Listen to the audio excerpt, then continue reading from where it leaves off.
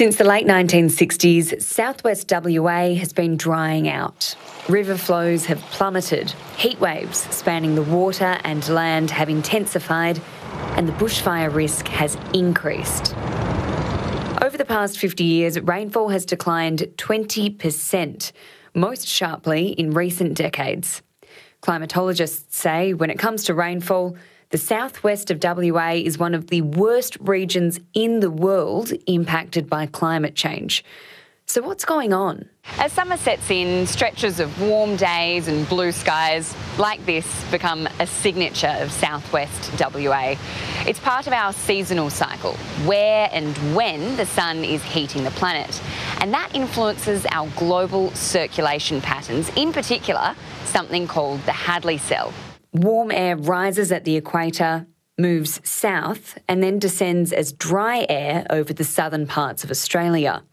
That descending air creates a general belt of high-pressure systems at the surface, which means blue skies, warm days, and great beach weather. They also act as a barrier for rain systems like cold fronts trying to break through. In summer, the high-pressure systems tend to sit over southern Australia, making it hard for rain systems to reach southwest WA.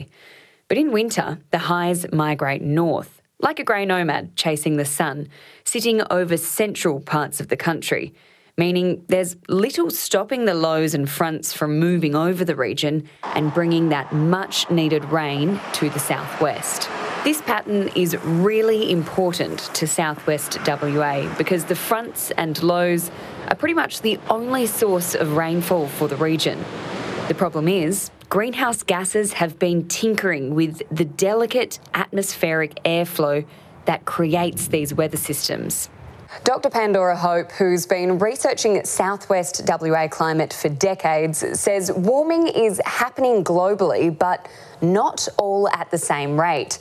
And that's affecting the way air flows around the Earth.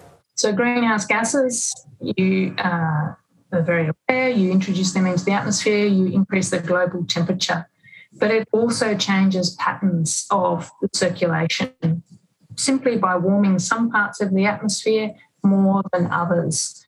One of those changes is the descending branch of the Hadley cell is intensifying and also expanding a little further south. That means the high-pressure systems have an influence for longer and they're stronger, allowing them to dominate the weather pattern.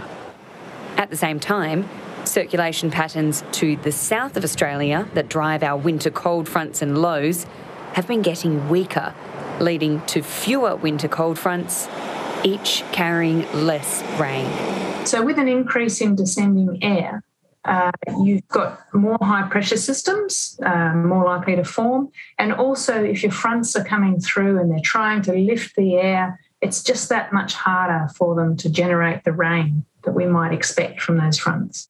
So how do scientists know it's because of greenhouse gases? For Dr. Hope, that answer is relatively simple and the research is robust. If you only add natural elements, such as volcanic eruptions, into the climate models, it just doesn't replicate the drying trend we've seen in southwest WA. But if you add greenhouse gases to the model, it all adds up.